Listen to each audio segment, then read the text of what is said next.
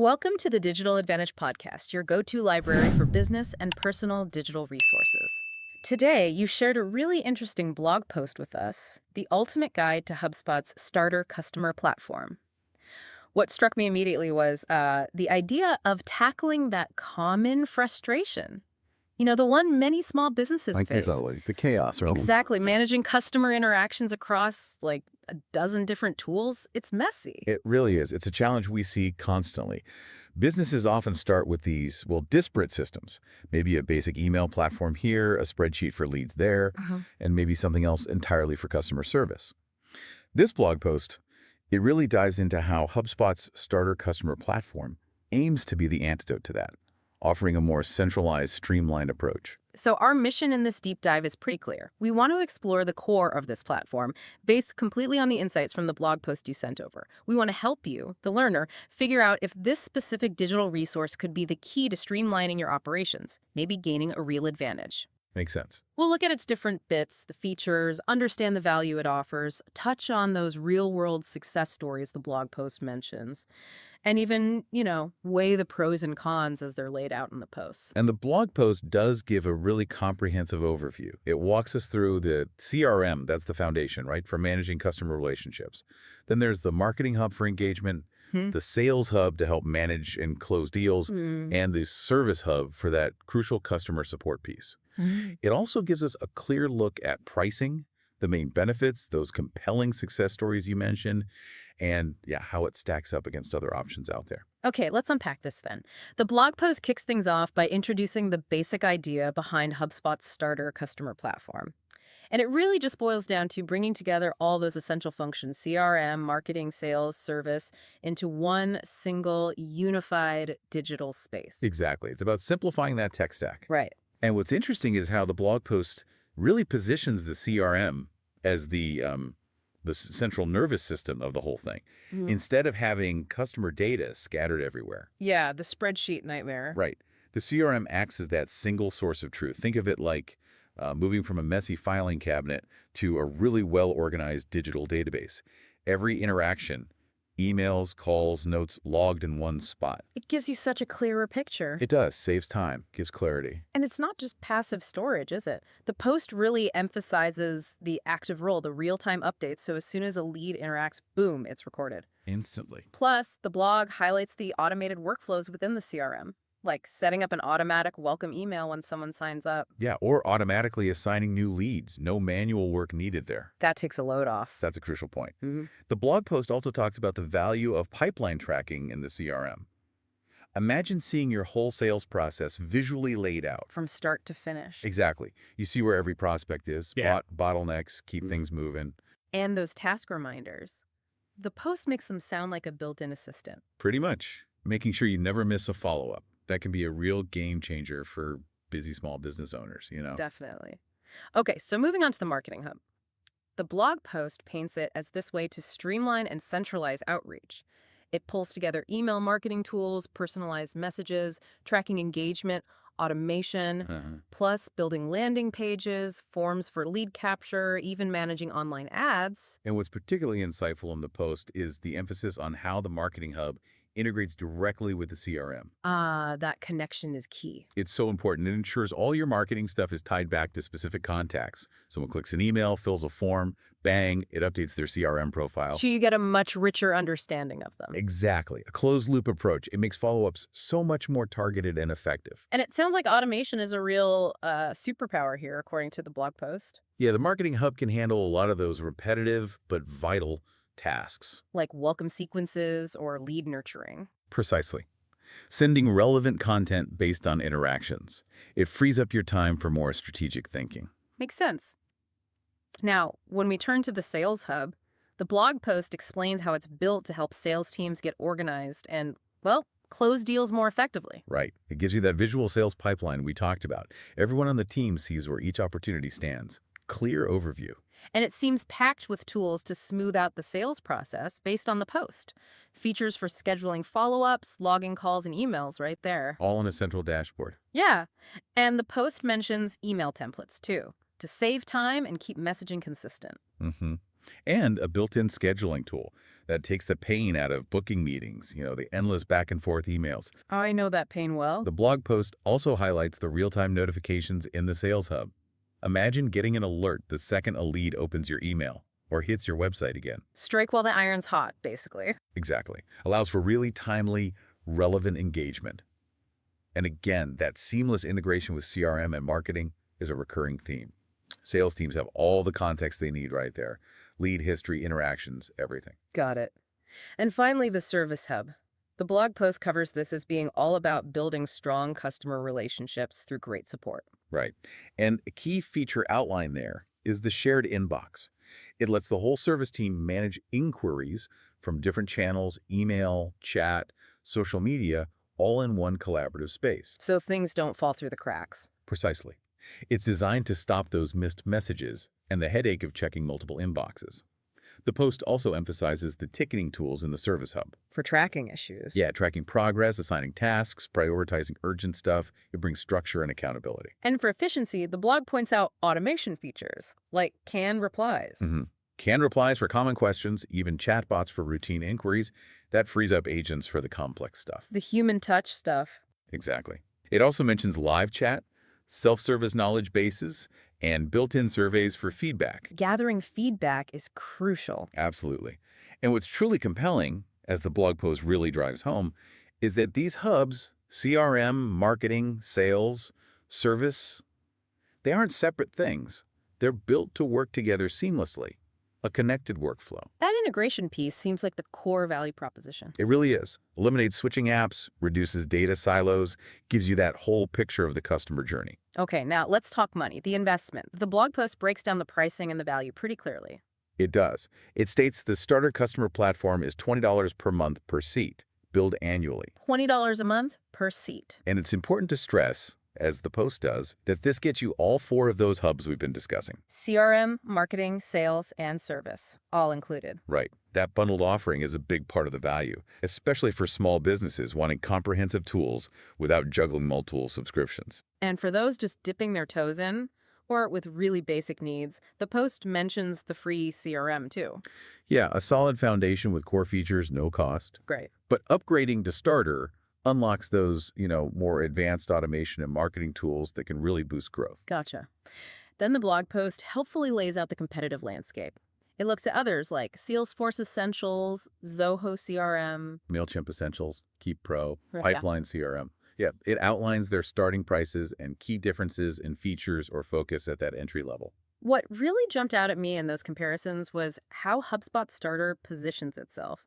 It seems to be aiming for that sweet spot between functionality and affordability. That's the idea presented, yeah. Yeah. That they could potentially save businesses time and money compared to patching together a bunch of separate tools. Less juggling. Definitely less juggling. And the post also brings up scalability, suggesting that as your business grows, you can upgrade within the HubSpot ecosystem. Without the pain of switching systems entirely. Right. Avoiding disruption, data migration hassles. That's a big plus. So for those target startups and small teams, the blog frames it as a cost-effective way to get the foundational tools needed. Pretty much. Manage customers, drive growth without a huge upfront cost. Okay, so let's dive into the specific benefits the blog post highlights for small businesses. Right. It circles back to how the CRM organizes interactions. The automated reminders keep follow-ups timely, providing that clear view of customer relationships. And for marketing, The post emphasizes how marketing automation simplifies lead nurturing, targeted campaigns, automated responses, making engagement more effective without needing tons of time or expertise. makes sense. And for sales enablement, The visual pipeline, email templates, scheduling tools, real-time notifications, the post presents these as ways to help sales teams work smarter and close deals faster. and customer support, the Service Hub benefits. Shared inbox, live chat, ticketing, automated responses. The blog suggests these all create a smoother, more positive customer experience. And happy customers are key for growth, right? And finally, it comes back to scalability again. Start with essentials, upgrade as you need, all within the same platform. No big disruptive moves needed later. Now, this is where it gets really interesting for me. The blog post includes real-world use cases, success stories. Yes, these really bring the platform's impact to life. We do. The post starts with an e-commerce example.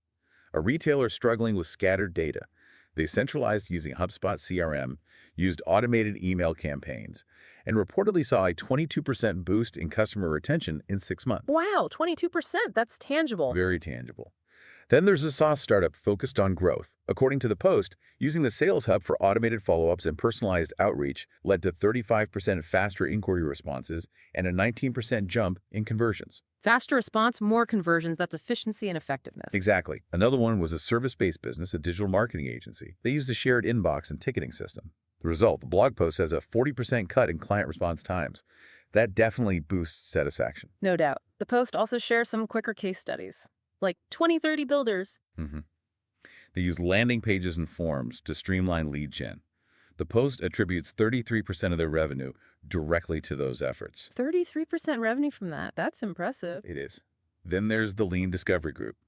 Lots of leads, but no cohesive system. Implemented HubSpot Starter, consolidated tools, and the Post says they saw more booked meetings and a 5-fold increase in closed deal value within a month. 5-fold in a month. Okay, that's powerful. Yeah. And Rebel Rock Wealth, a financial services firm, integrated processes with HubSpot Starter, led to 25% year-over-year revenue growth and saved the founder 5-7 hours a week. That's a double win, more money, more time. Absolutely. The blog also mentions Pure Bookkeeping, expanding into the U.S., used automation and analytics, sold more licenses in 90 days than the whole previous year. That's rapid acceleration. Wow. And finally, 6 AM City, a local media company. Right. They worked with a firm called Boundify to implement HubSpot CRM and integrate it. The blog describes a much more optimized sales process, plus expanded use of the marketing and customer success hubs. So these examples, as the blog post really emphasizes, show clear, tangible benefits. Yeah, improved revenue, better lead management, huge gains in operational efficiency across different kinds of businesses too. Okay, but for a balanced view, the blog post does outline pros and cons. Let's start with the pros. Sure. On the pros side, the post highlights affordability, especially for new businesses, accessible pricing, and the all-in-one aspect, marketing, sales, service integrated, is noted as a major plus. Less need for multiple tools. Simpler management and user-friendliness. That's another key benefit mentioned. Simple navigation suggests users can get up to speed quickly without deep technical skills. Huge for small teams. Good point. The post also points to integrations with other common tools. Google Workspace, Slack, Stripe. So it plays well with others. Exactly. Makes data flow smoother, streamlines existing workflows, adds value to the overall tech setup. Okay, those are the upsides, according to the post. What about potential drawbacks? The cons? Well, the blog post notes that compared to HubSpot's higher tier plans, Starter has limits. Specifically, less advanced automation, no predictive lead scoring, less custom reporting. So businesses with really complex needs might hit a ceiling. Potentially, yeah. Especially as they scale rapidly. The basic automation is helpful email sequences, simple workflows, but it might lack the intricate branching logic some need. Got it. And finally, pricing. While the start point is attractive, the post touches on how costs can increase, adding more contacts, upgrading for more features, adding paid add-ons. It can add up. So think about the long-term cost implications. Right. It's an important factor for businesses to weigh. It's a good reminder, isn't it? Every business is unique. What works for one might not be perfect for another. Now, the blog post goes into quite a bit of detail comparing HubSpot Starter with alternatives. Yes, that comparison section is really insightful. It pits HubSpot against Salesforce Essentials, highlighting that trade-off.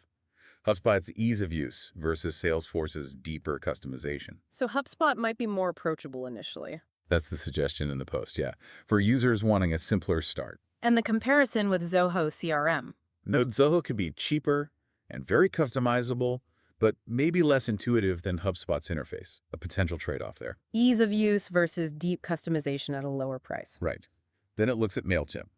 The post frames it as all-in-one HubSpot versus primarily email-focused MailChimp. Different scopes entirely. Exactly.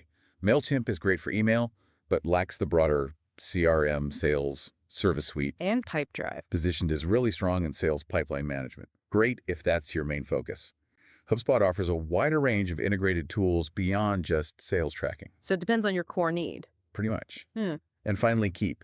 The post highlights Keep's strength in client management, including things like invoicing, whereas HubSpot has that broader inbound marketing focus. Seeing these differentiators laid out usability, features, pricing is really valuable. Helps you make an informed choice. Absolutely. And then the blog post brings in expert opinions and industry insights. It references Gartner, G2, Capterra, Forrester, IDC. Adds that external validation. What are the big trends these sources highlight in the post? Well, the post emphasizes the rising tide of CRM adoption overall and the growing demand for integrated, all-in-one platforms like this. Businesses want streamlined workflows. Automation, integration, ease of use.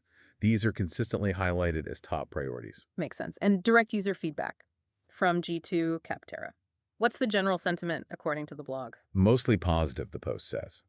Users apparently praise the user-friendly interface, the automation features, the smooth integrations. Having CRM, email, sales tracking together is often appreciated. But the limitations are also mentioned. Yes, as we discussed, some users note the limits in advanced features and mention potential pricing considerations as they grow. It's that balanced view again. Good. And overall industry recognition. How do firms like Forrester see HubSpot in this space, according to the post? The blog post points to reports recognizing HubSpot as a leader in small business CRM, often attributed to that balance affordability for starters, good functionality, and the ability to scale. Okay, so as we start to wrap up this deep dive, what's the final takeaway from this blog post about HubSpot's starter customer platform?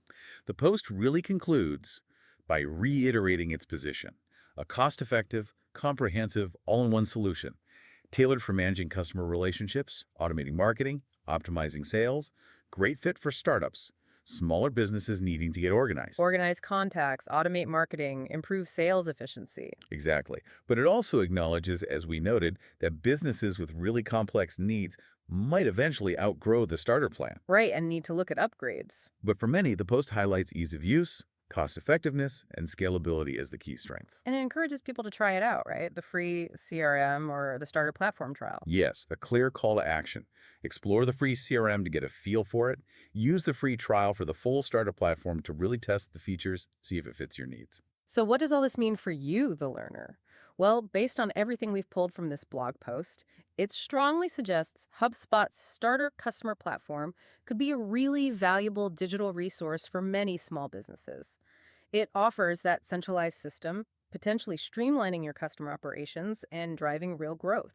And before we sign off, we really encourage you to check out the resource itself, the blog post, The Ultimate Guide to HubSpot's Starter Customer Platform. It's available, along with tons of other great digital resources, over at referenceranger.com. That's referenceranger.com. Yeah, it's a fantastic place to continue your learning and find tools for your business. Definitely check it out. Visit referenceranger.com to explore this post and discover more helpful content. And as you think about what we've discussed, maybe ask yourself, how could centralizing your customer-facing operations, like this platform enables, really impact your business efficiency and growth? Something to mull over. Thank you for joining us for this deep dive into HubSpot's Starter Customer Platform, based entirely on the blog post we analyzed today here on the Digital Advantage podcast. We really hope this has given you some valuable knowledge and insights for navigating the world of digital resources. Absolutely. Visit referenceranger.com to discover more tools and information to give your business and personal endeavors a digital advantage. Thank you for listening to the Digital Advantage podcast.